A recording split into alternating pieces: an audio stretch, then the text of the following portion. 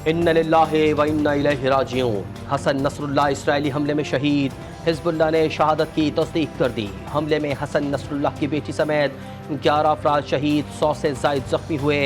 حسن نصر اللہ شہادت پر لبنان بھر میں سوگ کا سما، ہزاروں لوگ گریہ وزاری اور سینہ کوبی کرتے ہوئے سڑکوں پر نکل آئے۔ گھروں سے بھی گریہ وزاری کی آوازیں سنائی دے رہی ہیں۔ حسن نصر اللہ کی شہادت کے اعلان کے بعد حرم رضوی کے مقدس گنبد کے جھنڈے کو سیاہ جھنڈے سے تبدیل کر دیا گیا۔ لبنانی مزاحمتی تحریک حزب اللہ کا اسرائیل کے خلاف جنگ جاری رکھنے کا اعلان۔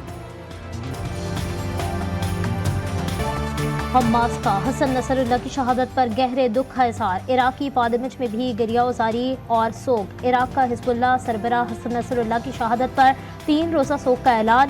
عراق میں 3 روزہ سوگ کا اعلان کیا گیا۔ یمن کی مزاحمتی تنظیم انصار اللہ کا بھی حسن نصر اللہ شہادت پر افسوس اور دکھ کا اظہار۔ اپنے بیان میں کہا، سید حسن نصر اللہ کی شہادت سے ہمارے قربانی کے جذبے کو تقویت ملے گی، آخری فتح حق کی ہوگی اور اسرائیل کے عارضی وجود کا خاتمہ ہوگا۔ اسرائیل نے غزہ میں مجرمانہ جنگ سے سبق نہیں سیکھا۔ ایرانی سپریم لیڈر سید آیت اللہ خامنئی کا حسن نصر اللہ کی شہادت پر بیان، کہا کہ اسرائیل حزب اللہ کو نقصان پہنچانے میں کامیاب نہیں ہوگا۔ خطہ کی مزاحمتی قوتیں حزب اللہ کے شانہ بشانہ کھڑی ہیں۔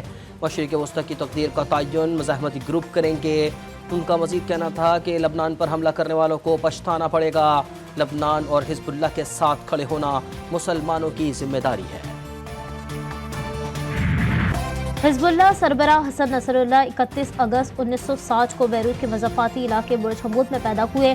پرائر میں ابتدائی تعلیم حاصل کی۔ 1975 میں خانہ جنگی شروع ہوئی تو ان کا پورا خاندان آبائی علاقے بازوری منتقل ہو گیا۔ حسن نصر اللہ نے بیروت کے مضافاتی علاقے بلبہ کے مدرسے میں دینی تعلیم حاصل کی۔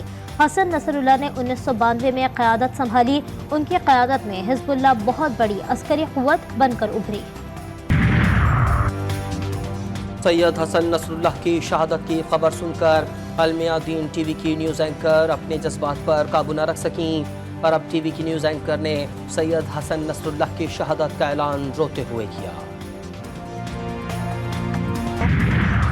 حزب اللہ سربراہ حسن نصر اللہ کی شہادت، لبنان پر بدترین اسرائیلی حملے میں 5 ٹن وزنی بم بیروت پر گرایا گیا۔ 28 کلومیٹر تک زمین لرز گئی، 6 عمارتیں ملیامت۔ حملے کے بعد آس پاس کے علاقوں کی زیر زمین بنکرز کی فوٹیجز جاری، خوفناک تباہی کے مناظر۔ اسرائیلی فوج کا جنوبی بیروت کے کچھ علاقوں کے رہائشیوں کو انخلاء کا حکم۔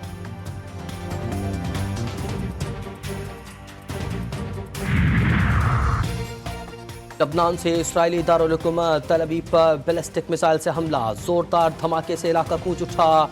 میزائل غیر آباد علاقے میں جا گرا۔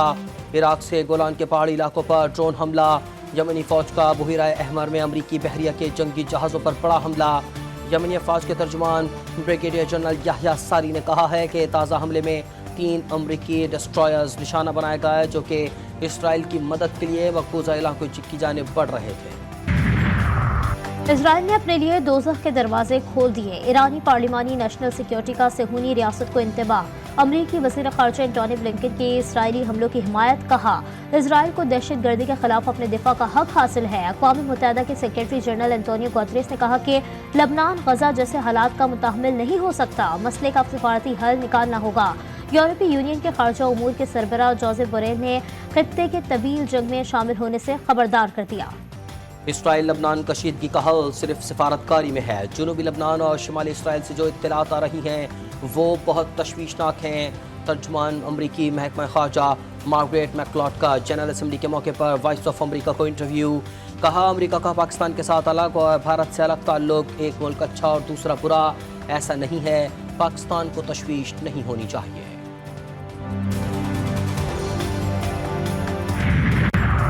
غزہ اور لبنان میں جنگ اسرائیلی معیشت کو شدید نقصان پہنچانے لگی۔ عالمی ریٹنگ ایجنسی موڈیز نے صہیونی ریاست کی ریٹنگ 2 پوائنٹ کم کر دی۔ موڈیز نے خبردار کیا ہے کہ اسرائیلی معیشت کا خسارہ 2025 میں 7.5% سے تجاوز کر جائے گا۔ وزیراعظم شہباز شریف کی لبنان میں ہونے والے واقعات کی مذمت، لندن میں میڈیا سے گفتگو میں کہا بطور وزیراعظم دنیا تک پاکستانی عوام کی آواز پہنچائی، فلسطین کی آزاد ریاست کا فی الفور قیام ضروری ہے۔ ان کا کہنا تھا کہ معیشت کے لیے اشرافیہ کی قربانی دینے کا وقت ہے، ٹیکس بیس بڑھانا ہوگا۔ عام آدمی 70 سال سے قربانیاں دے رہا ہے، army chief general Asim Munir ने माशी तरक्की के लिए ज़ाती कोशिशें की। मुआशरे में मायूसी पैदा करने की नाकाम कोशिशों को इज्तिमाई काविशों से शिकस्त दी गई। पाकिस्तान के रोशन मुस्तकबिल पर सबको गैर मुतज़लज़ल एतमाद होना चाहिए। Army chief general Asim Munir की कराची में ताजिर बरादरी से मुलाकात में गुफ्तगू मईशत के हवाले से अहम उमूर भी ज़ेर बहस आए। सिपा सालार का कहना था कि बेपनाह वसाइल और सलाहियत के पेश नज़र पाकिस्तान अक़वाम आलम में अपना जायज़ मुकाम हासिल करना चाहता है। कराची की कारोबारी बरादरी के मसाइल तरजीही बुनियादों पर हल होंगे। पाकिस्तान तहरीक इंसाफ का रावलपिंडी में एहतजाज, कारकुनान लियाकत बाग के मुकाम पर पहुँच गए, शदीद नारेबाजी, पुलिस भी इन एक्शन, खवातीन समेत मुतअद्दिद कारकुनान को हिरासत में ले लिया। चेयरमैन तहरीक इंसाफ और सेक्रेटरी जनरल भी गिरफ्तार। पुलिस ने बैरिस्टर गौहर और सलमान अकरम को छोड़ दिया। फुटेज बनाने पर कैमरामैन को धर लिया। फुटपाथ पर चलने वाले आम शहरियों के साथ भी पुलिस का बुरा सलूक, राहगीरों को भी कारकुन समझकर पकड़ लिया। मकामी क़यादत से ताहाल कोई भी लियाकत बाग न पहुँचा। अली अमीन गंडापुर का काफिला मोटरवे 1 से वापस रवाना हो गया।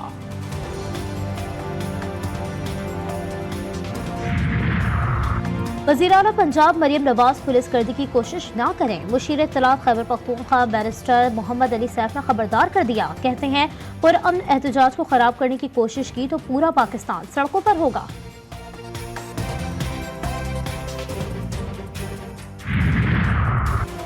अडियाला जेल में बैठे फितने को आवाम का सुकून बर्दाश्त नहीं। फसाद के मास्टर ने सड़कें बंद करने का कह दिया। वज़ीर आला खैबर पख्तूनख्वा को सूबे के मसाइल से कोई दिलचस्पी नहीं। किसी ने कानून हाथ में लेने की कोशिश की तो आहनी हाथों से निपटेंगे। वज़ीर इत्तलात पंजाब अस्मा बुखारी की PTI को वार्निंग।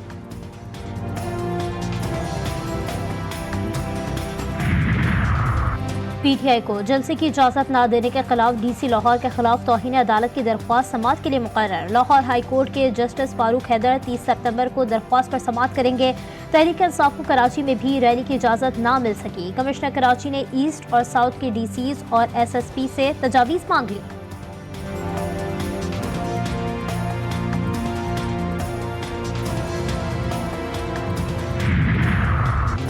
शुमाली वज़ीरिस्तान में माड़ी पेट्रोलियम कंपनी का चार्टर्ड हेलीकॉप्टर गिरकर तबाह। हादसे में 6 अफराद जाँ बहक, 8 जख्मी हुए। हेलीकॉप्टर शिवा ऑयल फील्ड के करीब उड़ान भरते ही तकनीकी फॉल्ट की वजह से तबाह हुआ।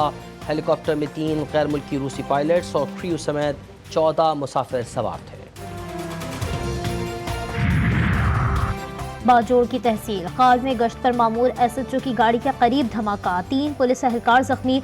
बम सड़क के किनारे नस्ब था। जख्मियों को हेड क्वार्टर अस्पताल खाल मुंतकिल कर दिया गया। पुलिस ने इलाके को घेरे में लेकर सर्च ऑपरेशन शुरू कर दिया।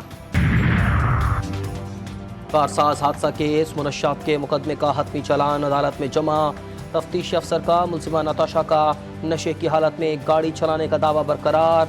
हादसे के वक्त मुल्जिमा मेटाफेटामाइन नशे की हालत में थी। इंतहाई गफलत से गाड़ी चला रही थी। मुल्जिमा नताशा ने दौरान तफ्तीश एतराफ़ जुर्म किया। चालान का मतन। बरतानिया की पहली मुस्लिम वजीर सईदा वारसी ने साबिक हुक्मरा जमात कंजर्वेटिव पार्टी की रुकनियत से इस्तीफा दे दिया। सईदा वारसी ने सोशल मीडिया X पर अपने पैगाम में पार्टी पर मुनाफिकत और दोहरा मयार अपनाने का इल्ज़ाम आयद किया और कहा कि पार्टी अपने नज़रिए से हट गई है और मुख्तलिफ कम्यूनिटीज़ के साथ इसके सलूक में मुनाफिकत और दोहरा मयार आ गया है। पंजाब के मुख्तलिफ शहरों में वक्फे से बारिश। गुजरावाला, सियालकोट, साहिवाल और शेखुपुरा में बादल जमकर बरसे। ठंडी तेज़ हवाओं से मौसम खुशगवार, गर्मी का जोर टूट गया। ननकाना साहब समेत शाहकोट, मंडी फैज़ाबाद, सैयदवाला और गिरदोनवाह में भी बारिश। महकमा मौसमियात के मुताबिक बारिशों का सिलसिला आइंदा चंद रोज़ तक जारी रहेगा।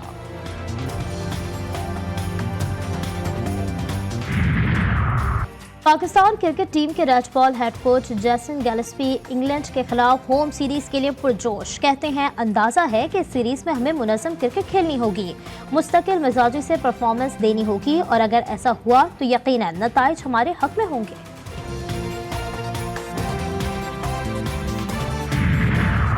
T20 women's world cup cricket tournament, कौमी विमेंस टीम पहले वार्म अप मैच में इन एक्शन। स्कॉटलैंड को जीत के लिए 135 रन का हदफ दे दिया।